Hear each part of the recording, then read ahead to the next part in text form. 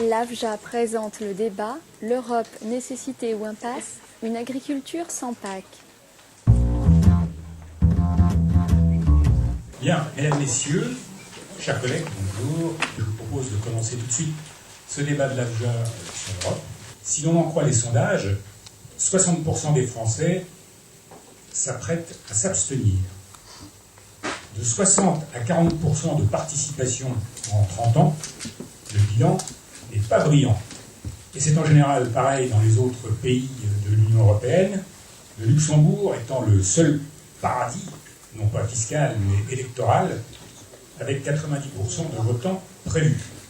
Qu'est-ce qui, selon vous, explique ce désenchantement, et c'est pire qu'un désenchantement, cette abstention massive qui va s'exprimer dans la plupart des pays européens? Permettez-moi peut-être de me mettre tout à fait en phase avec votre question. Lorsque vous dites est-ce que c'est parce que les gens sont fâchés avec l'Europe qu'ils vont s'abstenir? Si les gens sont vraiment fâchés avec l'Europe, il faut qu'ils trouvent une solution de rechange. Donc dans ce cas-là, il ferait mieux de venir voter pour les listes que je conduis en Île-de-France, puisqu'elles permettent de proposer, de sortir justement d'une logique telle qu'elle a été mise en œuvre par la majorité des conservateurs et des libéraux responsables de la Commission européenne et de la majorité du Conseil jusqu'à très récemment.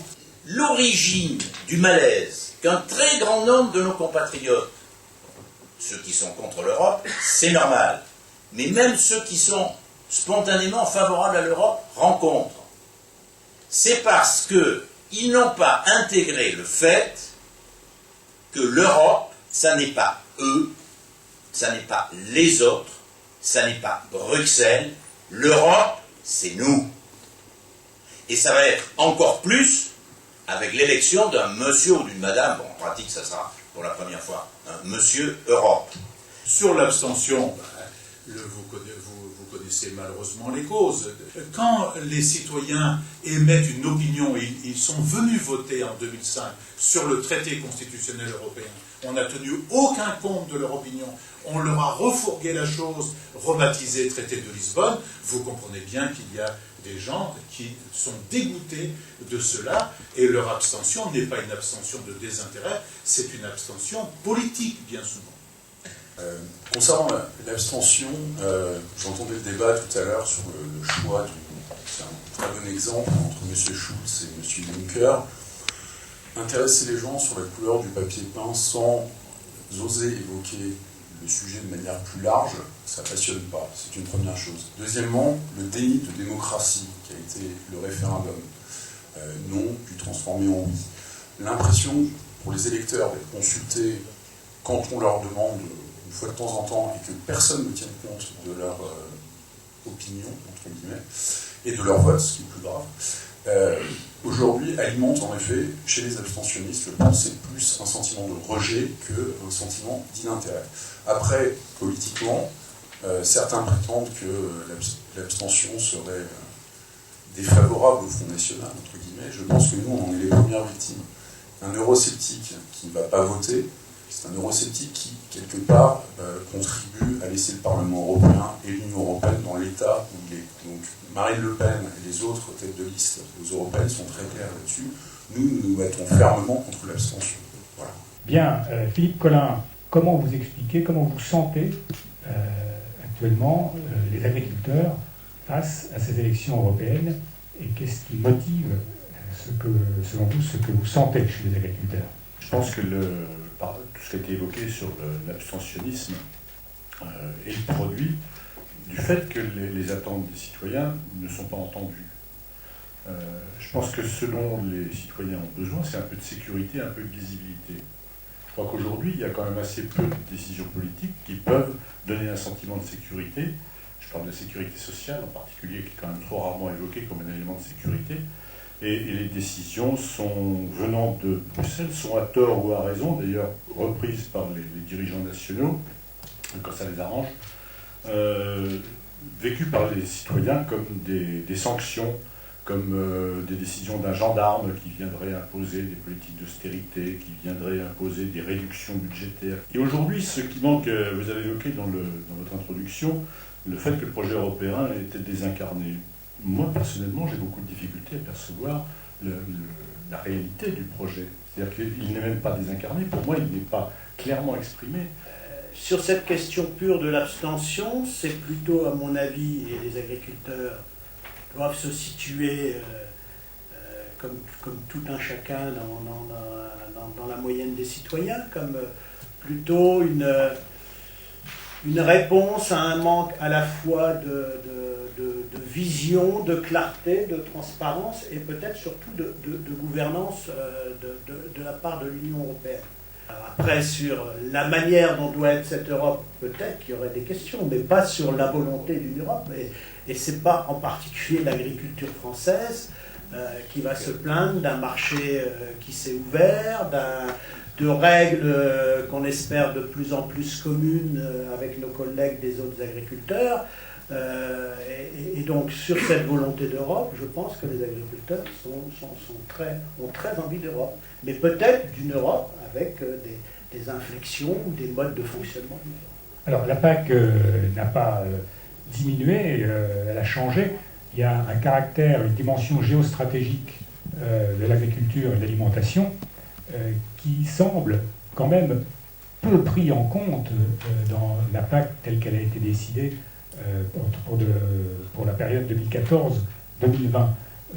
Est-ce que c'est encore une fois une fausse impression, Sous l'impulsion du président de la République et de son ministre de l'Agriculture, je note que toutes les inflexions qui ont été données pour favoriser l'installation de jeunes exploitants, pour maintenir l'agriculture dans sa diversité, pour permettre justement à cette aide à l'agriculture française de rester conséquente, il y a une prise en compte de l'enjeu géostratégique que représente l'évolution de l'agriculture, pour que ce soit une agriculture de qualité, respectueuse des enjeux en termes d'environnement, mais aussi pour assurer la sécurité alimentaire des Européens, ce qui est au fond finalement la première tâche d'une agriculture. C'est-à-dire quand on voit l'hypervolatilité des cours, peu a été fait dans la PAC pour essayer de maîtriser cette hypervolatilité. Mais la question que vous posez est plus une question de fonctionnement des marchés financiers qu'une question agricole.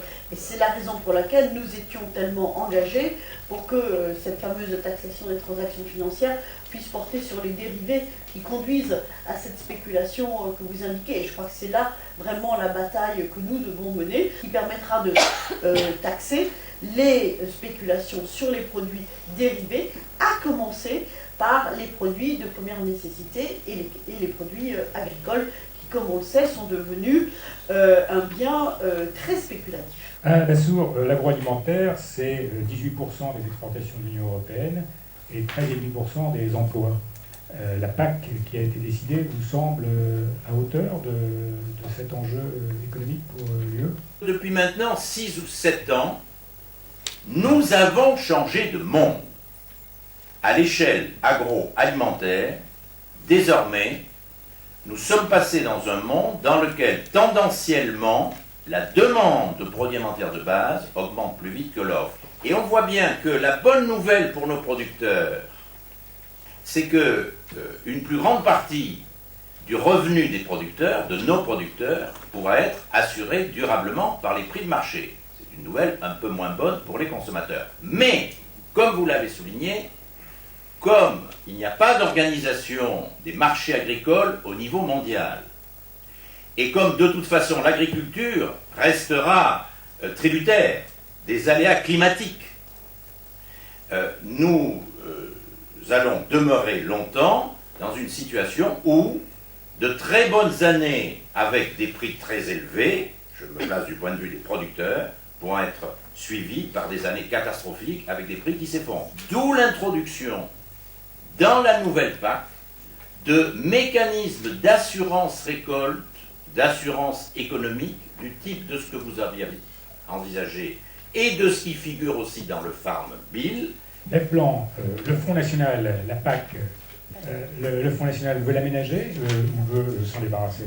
La question aujourd'hui, ce serait plutôt, pour le moment, de regarder ce qui est devenu la PAC par rapport à ce qu'on vend à l'électeur. Et là aussi, il y a un énorme mensonge. Vous allez sur n'importe quelle page du Parlement européen ou de la Commission, on vous vend la PAC de 62. Souveraineté alimentaire de l'Union européenne, revenus pour nos agriculteurs, qualité et prix pour nos consommateurs. La souveraineté alimentaire de l'Union européenne, c'est un mirage aujourd'hui.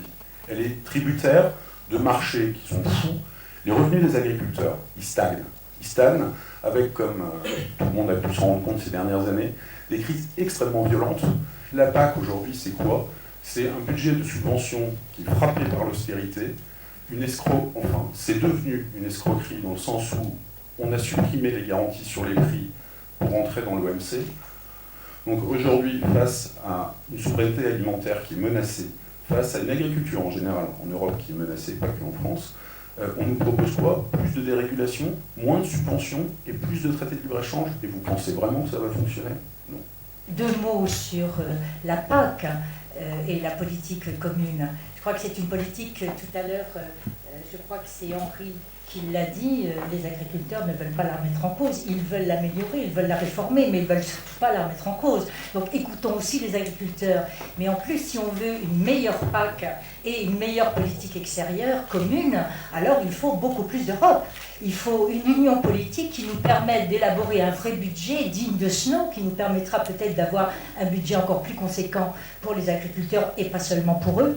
Et puis une politique commerciale qui nous permettrait effectivement de penser peut-être plus les réciprocités sur notre marché et de jouer à armes égales avec l'ensemble des pays du monde. Sur ce qu'on a appelé la dernière réforme de la PAC, malheureusement, je trouve que c'est une occasion manquée. Il y a ce que Alain Lamassoure dit, on va avoir une augmentation extrêmement importante de la demande en produits alimentaires, ce qui est parfaitement vrai. Mais est-ce que ça pose 2 problèmes? Le premier, est-ce que ça se traduit automatiquement par une augmentation des prix à la production? Et quand ça se traduit, est-ce que ça se traduit par une augmentation du revenu agricole? Non. Parce que dans la production laitière, on a eu quelques petites fluctuations ces mois derniers de quelques centimes, mais tout ceci a été mangé automatiquement par l'augmentation du prix de l'énergie dans les fermes et les prix des importations, notamment de soja et de céréales, qui ont flambé.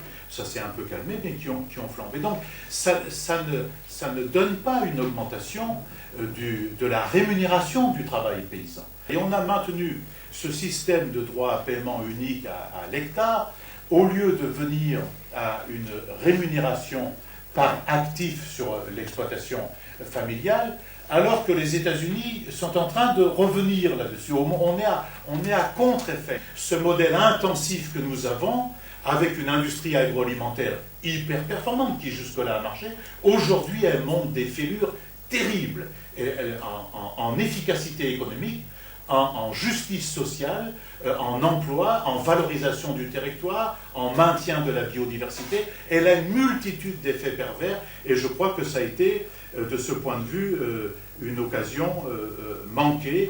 Il aurait fallu faire. La question que je voulais vous poser, Florence Berès, c'est faut-il que le budget de cette future PAC 2020, sur laquelle les discussions sont déjà sinon en cours mais vont très bientôt se développer, faut-il que ça reste le premier budget de l'Union européenne, selon vous?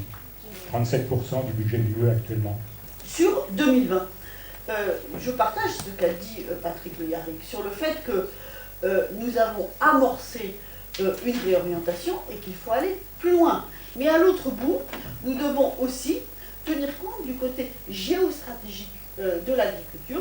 Donc la question de savoir comment cette question est défendue et traitée dans les négociations internationales est absolument majeure dès lors que l'OMC est en panne, d'une part, et d'autre part, d'aller vers cette prise en compte de la dimension financière des produits agricoles, ce que j'ai indiqué en répondant à votre première question à propos des dérivés qui doivent bien évidemment impacter, ça fait 2 fois que je le dis, donc c'est pas trop, prendre en compte les marchés à terme où les productions agricoles sont évidemment un élément très déterminant. Alain Lamassoure, vous étiez président de la commission des budgets au Parlement européen.